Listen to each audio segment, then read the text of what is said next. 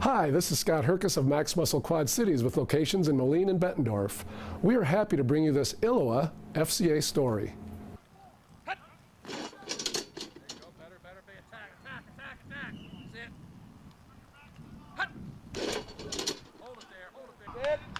The football culture hasn't been completely transformed here at UT, but the attitude has, and head coach Ron Litchfield says it is noticeable.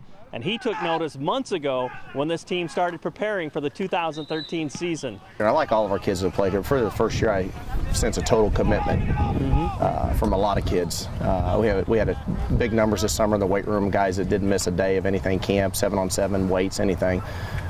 So that tells me that it becomes important. And what I told our guys is when it becomes important to you is when things will change. And when it becomes a priority, then you put it at the top of the list or close to the top of the list and things will change.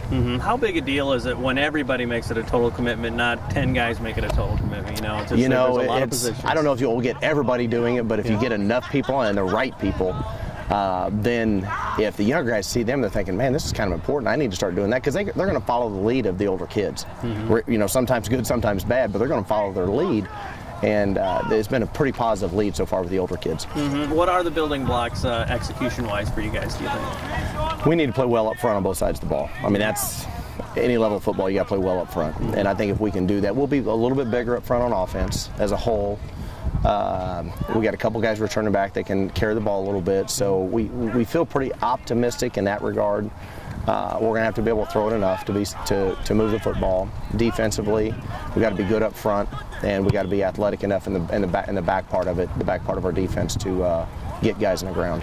With all that told, could this be a dramatic jump? Do you feel like we're going to be competitive, we're going to win some games, we're going to be in games in the fourth quarter, those kind of things? I think we'll be more competitive, and I feel better about our team right now, but our schedule's different too.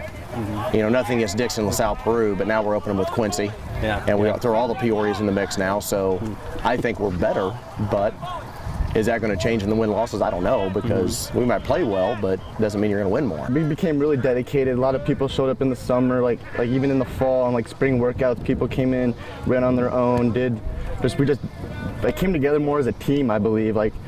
Got to know each other more. Do you sense that out there, that some guys have really stepped up and are really ready to make a difference on Friday nights? Yeah, especially with Avery. This year he's like the big man. We're gonna run that side all the time. He has a lot to step up for. And we lost Alex Ross early in the practice season, so got big shoes to fill. How cool is that, though, that you can stand here and say, we're gonna run right over Avery? It's like, good luck trying to stop that guy, right? Yeah, he's pretty tough. I don't think anybody can stop him. The coach says he has the same goals as any other high school football coach. Have those victories when it comes to life lessons and also on the football field. And he says, observing his team, they want the same thing. Ask all these kids coming out here, ask them what they want to do. They want to win. Exactly. And as a coach, I want to win too. Makes things a lot easier in your life. But it's funny you say that, because you ask me, I'm going to say, well, winning's pretty important. These guys work all summer to win. Right. They don't work all summer to go 1-8 or 2-7 and be happy and feel good. That's not why they do it. And there's a lot of commitment, a lot of time put into what they're doing. But yeah, some schools that are successful, I've been in that situation too. Of course, yeah. I don't worry about winning. They worry about some other intangible type stuff, because the winning's already coming. So on our end, we want to win. I'm not going to make any bones about it. We want to win. But along with that comes some other life lessons and character building, and all that comes with that too. And that's the stuff that we do here every day. So, what are some of those successes that you've had? We've tried to ask every coach that. And that, as you pour into kids, sure. It's a privilege to do that, isn't it? You know what?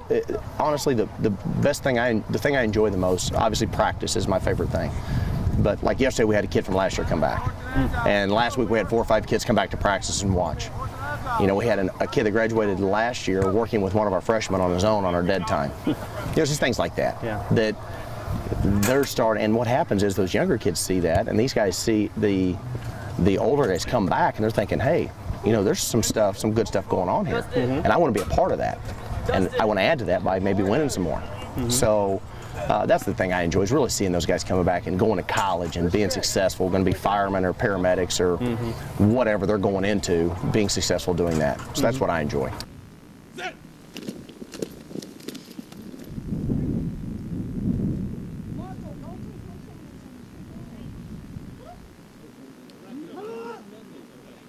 going to start breaking out like you're supposed to.